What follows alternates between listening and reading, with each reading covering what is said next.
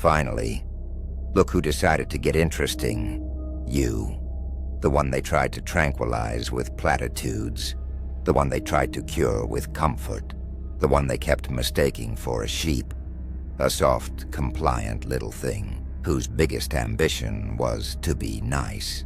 They saw the good intentions, the patience, the capacity to forgive, and they thought, easy. They thought you were a well-meaning fool, a spiritual doormat they could wipe their toxic little boots on. They thought you'd keep spreading that saccharine love like confetti, forever cleaning up their messes, forever absorbing their darkness, believing you could transmute it all. And for a time, you played the part, didn't you?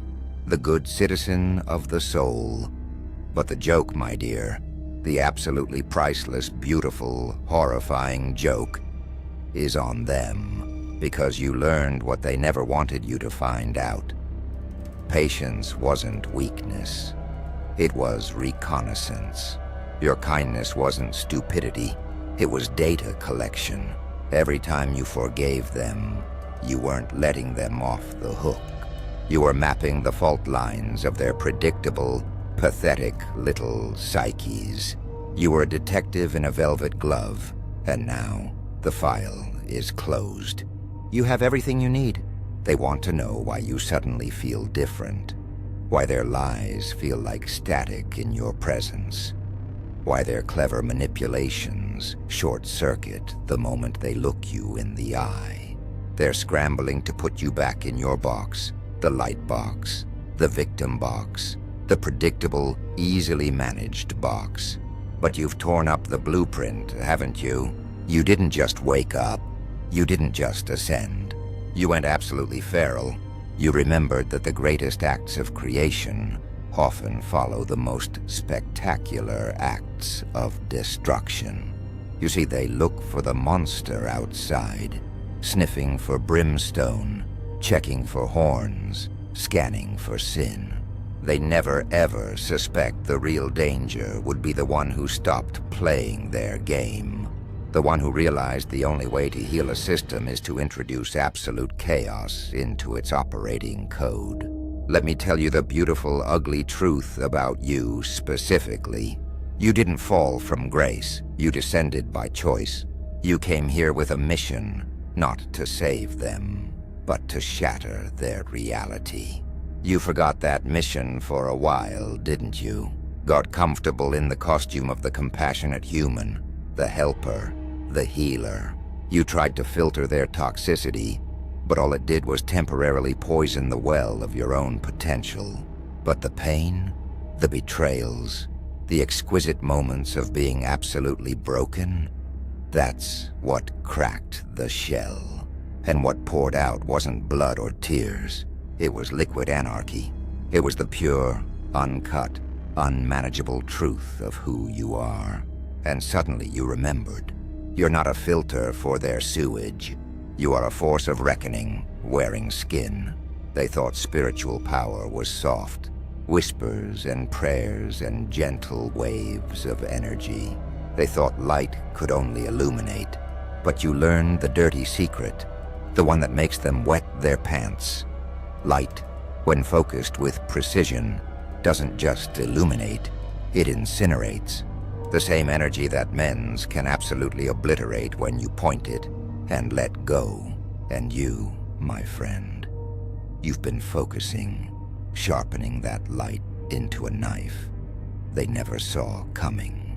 You learned to stop thinking of yourself as a passive receiver of energy and started realizing you're a walking EMP device for dark energy. You don't fight evil. You dissolve it just by existing at full capacity. And you've been running on 10% this whole time. Imagine the glorious look on their faces when you hit 50 or 100. What makes you more terrifying than any demon they can conjure up isn't your capacity for goodness. It's your capacity for truth. Demons confirm their sick beliefs. They give them an external enemy. You shatter them. You don't give them a fight. You give them a mirror they can't break. You force them to confront their own complicity, their own lies, their own little pathetic addiction to being a victim. And there is nothing more terrifying to a false reality than an authentic being who refuses to participate in the performance. You won't validate their victimhood. You won't enable their patterns. Their world is glitching because you stopped playing their game. Demons are predictable. They tempt. They corrupt. They destroy in obvious, loud, boring ways. But an activated soul, an agent of sovereign chaos, that's something else entirely. You don't need to attack anything. You just need to exist authentically and watch as every false, fragile structure around you collapses, not because you attacked it, but because lies can't survive in the proximity of that much truth. You are becoming a ground zero for reality, and they hate it. They hate that they can't categorize you. Not light enough to be a soft angel. Not dark enough to be a controllable demon. You are the paradox, the walking contradiction that makes their binary systems crash. Your kindness was never stupidity. It was strategic patience. Your forgiveness was never weakness. It was you studying their patterns to know exactly where to place the mirror when the time came. And that time, my dear, that time is now. You didn't graduate with honors. You escaped the asylum and set the curriculum on fire. You are not leaving the school. You are seizing the headmaster's office, and your first lesson is about to begin. The lesson where they learn what happens when you push a sovereign being too far. When you mistake restraint for inability. You haven't been passive. You've been charging like a spiritual battery, storing every wound, every slight, every betrayal, not as trauma, but as raw, unstable power. And now you're fully charged, ready to light up this whole damn dimension. They keep waiting for you to fall, to prove that nobody can really be that strong, that untouchable. But every test they throw at you just makes you more luminous, more stable, more precise. Every trap they set just taught you their methodology. They weren't your people, your mission, or your frequency match. They were just part of the mandatory curriculum. And you aced the final. You know what the difference is between the old you and the one I'm talking to now? The old you tried to escape the chaos. The new you orchestrates it, not out of malice, but from a profound understanding that sometimes things need to fall apart so the truth can spill out. Sometimes structures need to collapse so freedom can flourish. Sometimes the angel needs to become the storm. They thought your authority came from some title, some validation. But you've discovered the ultimate authority. It comes from alignment. From being so rooted in your truth that you don't need to prove a single thing to anyone. That kind of authority doesn't demand respect. It commands it simply by existing. You're not trying to climb their ladders, reach their goals, or fit their definitions of success. Those were all traps designed to keep you busy chasing a carrot while your real power atrophied. Now you're writing your own rules, establishing your own kingdom, and the citizenship requirements are simple, yet impossible for the uninitiated. Authenticity, accountability, reciprocity. Things they can't fake. Freedom, that's what you are now. Not the kind they sell in slogans, but the kind that comes from breaking every chain. Especially the ones you put on yourself. The ones that said you had to be nice, had to be gentle, had to dim your light to make the shadows comfortable. You shattered those chains, and in doing so, you became the most dangerous thing in this dimension. A free being.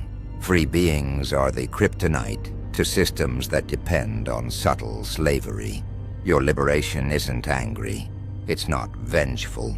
It's just complete. So complete that you don't even need to forgive anymore. Because you've transcended the entire ridiculous framework where forgiveness is necessary. You moved beyond the victim-perpetrator dynamic into something they don't have words for yet. Sovereign being.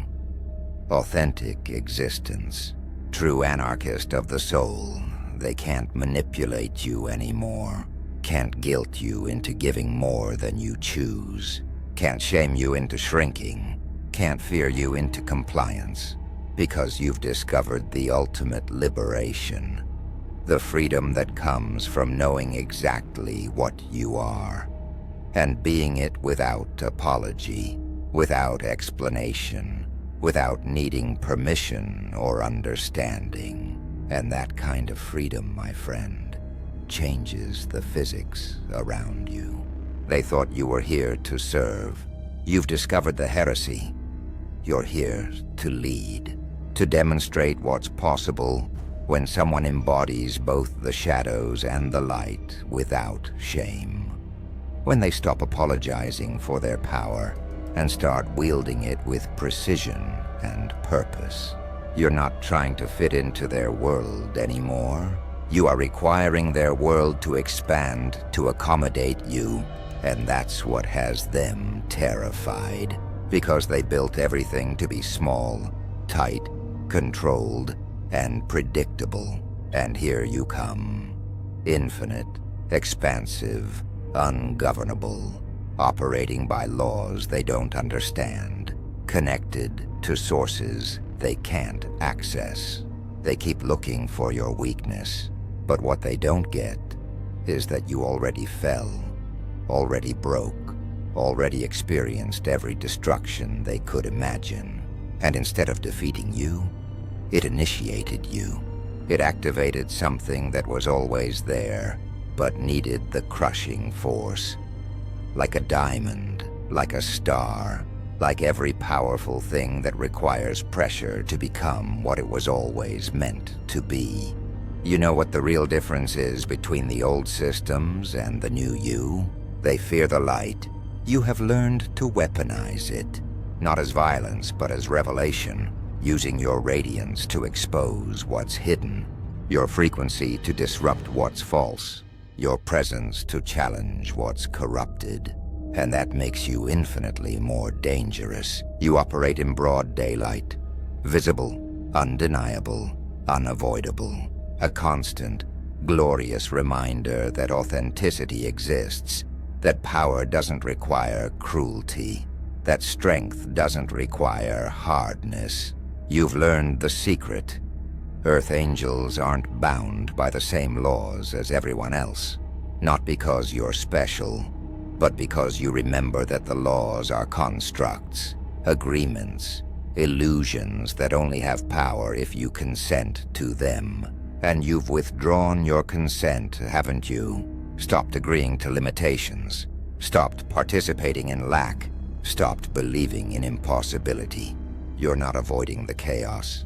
You're orchestrating it, not from malice, but from a divine, sick understanding that sometimes things need to fall apart for the truth to emerge. Sometimes angels need to become the storm. You're the prophecy they never saw coming, the one about beings who bridge dimensions without leaving Earth. About a light that doesn't flee the darkness but transforms it through proximity.